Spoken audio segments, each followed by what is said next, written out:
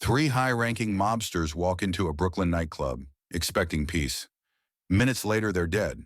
It wasn't a rival hit. It was a purge. And it was triggered by a power struggle that had been brewing for years inside the Bonanno family. The Bonanno family had never been a pillar of unity. They were the most volatile of New York's five families, plagued by internal coups, failed power grabs, and FBI infiltration. Their founder, Joseph Bonanno, had once tried to seize control of the Mafia Commission in the 1960s, a move that sparked the Bonanno War and ended with Bonanno exiled and disgraced. In the early 1970s, the commission named Philip "Rusty" Rastelli as the new boss, a respected old-school mafioso with political support. But in 1975, just a year into his reign, Rastelli was sent to federal prison on extortion charges. And while Rusty tried to maintain power from behind bars, another man made his move. Carmine Galante, the former underboss, had recently been released from prison and was hungry to reclaim what he saw as his rightful place at the top. Galante ignored Rastelli's claim to leadership and seized control of the family's street operations, particularly the lucrative heroin pipeline known as the French Connection. He became the de facto boss, ruling with arrogance and force, while alienating allies and enraging other families with his ambition. It didn't last. On July 12, 1979, Galante was gunned down in a Brooklyn restaurant, a commission-approved hit that cleared the path for Rastelli's loyalists to reassert control. With Galante gone, the Rastelli faction moved fast to regain power. Leading the charge were two trusted capos, Joseph Massino, a calculating and ambitious tactician, and Dominic "Sonny Black" Napolitano, a seasoned capo known for his street smarts and unwavering loyalty to Rastelli.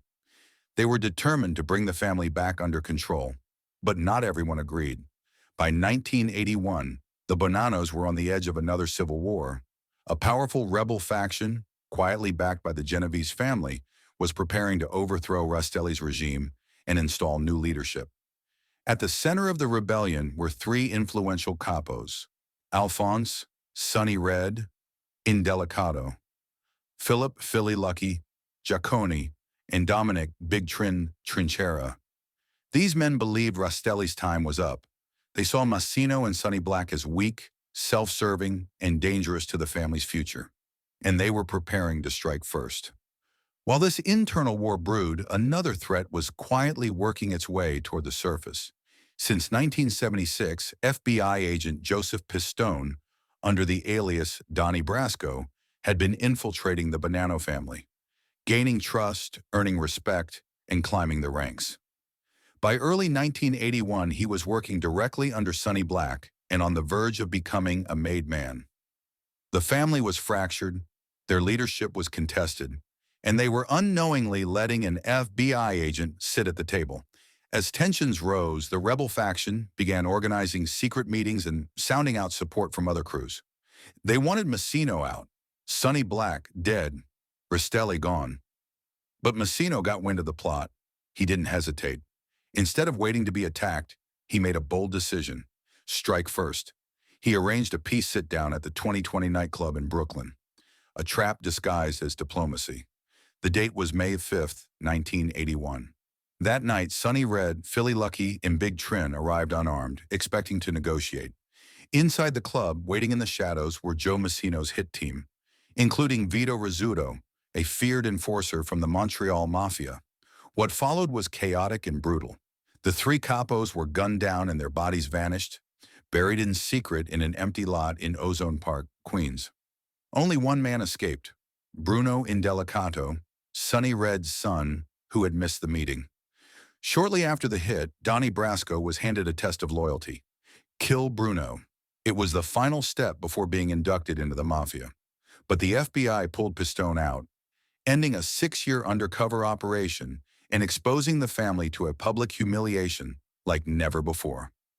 On August 17, 1981, Sonny Black, who had sponsored Donnie Brasco, was murdered. His body was later found with bullet wounds and his hands chopped off, a brutal message for letting an outsider into the family's inner circle. The three capos hit wasn't just a mafia assassination, it was a political purge, the opening shot of a new Bonanno era. With his rivals gone, Joe Massino had cleared the board.